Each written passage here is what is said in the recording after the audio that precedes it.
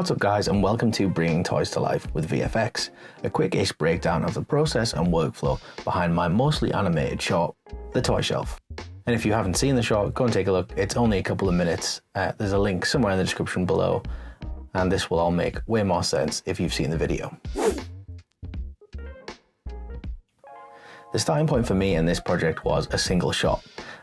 I knew I wanted to make some kind of scene where the camera zoomed into a shelf, the toys on that shelf came to life. After that, the camera starts to move around and we get a little glimpse into different sections and different franchises where all of the toys have come to life. There could be little jokes about the franchises themselves or just random scenes, but the main thing was that it was all one continuous shot and it blended from some live action parts with me in it into the animated stuff seamlessly, which sounded a lot easier before I knew anything about how to actually do this.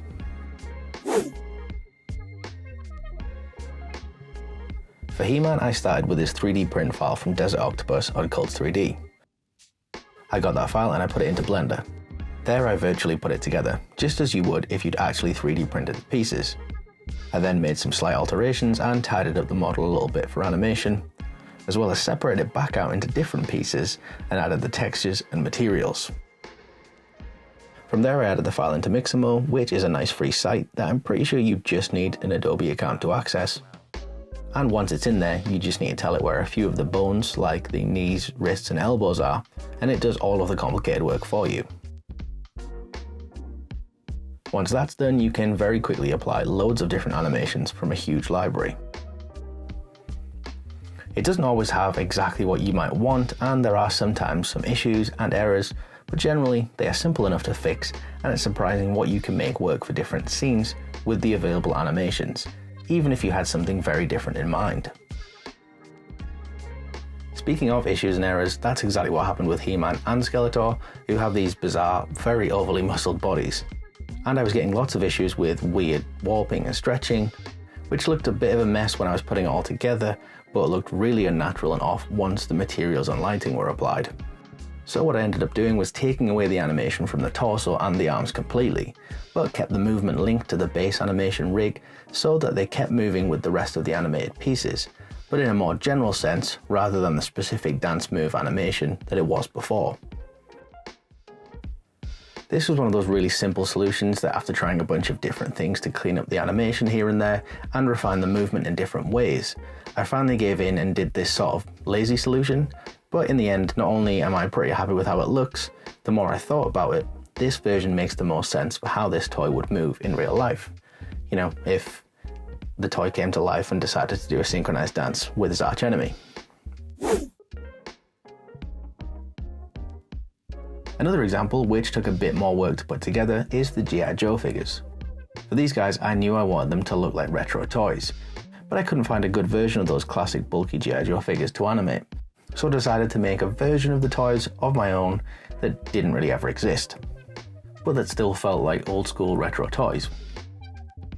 I found these nice simple looking retro Star Trek models, again on Cults 3D, and I cleaned them up to be a really simple base with a few variations for different characters.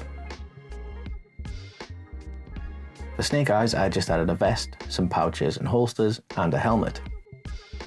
And just like He-Man, I added a few different plastic textures to the figure. In some areas it's more shiny, others it's a bit more smudged and worn. And I just messed around with that for a while to make something that fell between looking good on camera and feeling realistic-ish.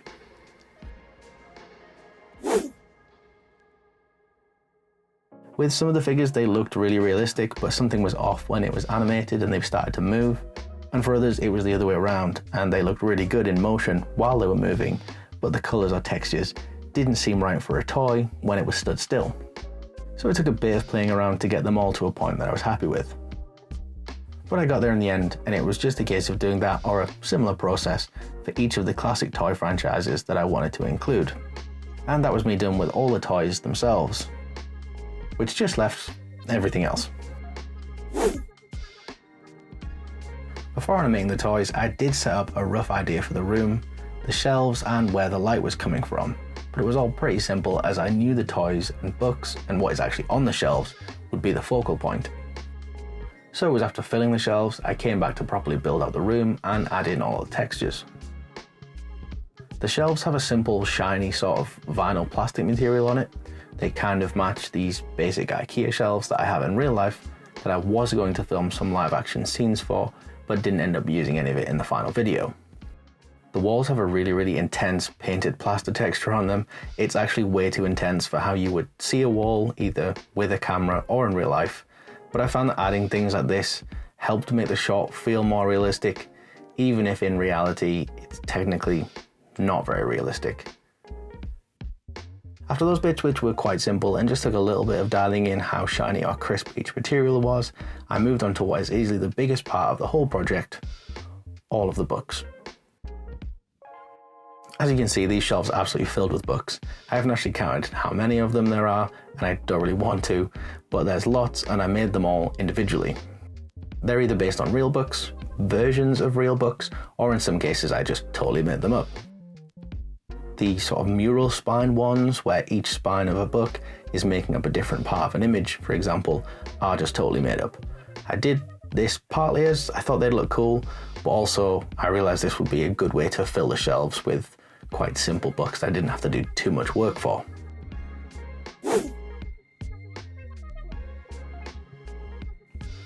On the subject of making things up, as well as the books, I actually made up a whole franchise for this toy shelf short, which is the first characters we zoom in on, Arthur Venture. I'm going to get more into this franchise and why I made it and all of the different parts I've already made and where I'm sort of going with it, probably in its own video. But the original idea I had for this short was that when we first zoomed into the shelf, it was either going to be Toy Story or Small Soldiers characters that were the first to come to life. This was kind of a nod to those movies, but the more I thought about it, it felt a bit cheap using the concept of those movies, of toys coming to life, and the characters themselves. So I decided to make my own franchise, which would be the first ones we saw come to life. The idea behind the franchise is that Arthur Venture is part Indiana Jones, part Rick O'Connell from The Mummy, part Nathan Drake from the Uncharted games, and probably a bit Lara Croft as well. Which is why, like all of those guys, can only wear a white shirt and brown trousers.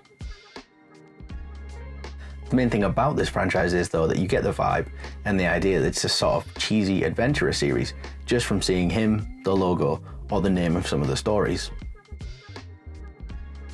Even when I first imagined the idea, I thought that it would be a really cheap, almost bad set of stories. They're all really simple and basic, which is a bit weird to sort of imagine and create something that I'm deciding is going to be intentionally bad, but I think it works.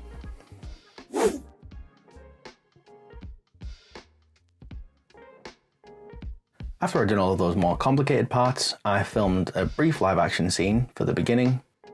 I rotoscoped myself out as the background and shelf are just CG renders, and I know that it's a very bad rotoscope. There's a couple of frames where parts of my arm disappear and the edges definitely need some work. Originally there was a few frames in there where my head just fully disappeared, but ultimately I think it's fine. The whole opening sequence isn't even 10 seconds long. The longer the intro sequence takes, the longer it is till we get to the animation and the toys coming to life. Plus I also decided that most people are going to see this video in a lowish quality on a phone or small screen, so being too much of a perfectionist about whether you can notice tiny little errors and things like that probably isn't really needed. After the footage was all put together, I just needed to add the audio in, which was kind of fun as it really brought everything together. There's a few things I didn't really have in mind that I had to add in, like the background music. That was never a part of what I thought this was going to be like, but it just felt a bit empty and didn't really make sense that we saw two toys come to life and then suddenly all these sort of low voices in the background started as well. I mean, it did make sense, but it didn't look right. And then I think adding the music in really helped with like the record scratches to sort of, the toys are having this kind of party now. But that's mostly it. And if you've got any questions, put them in the comments below and I'll do my best to answer them. And for more shorts like the toy shelf and breakdowns like this, be sure to like and subscribe.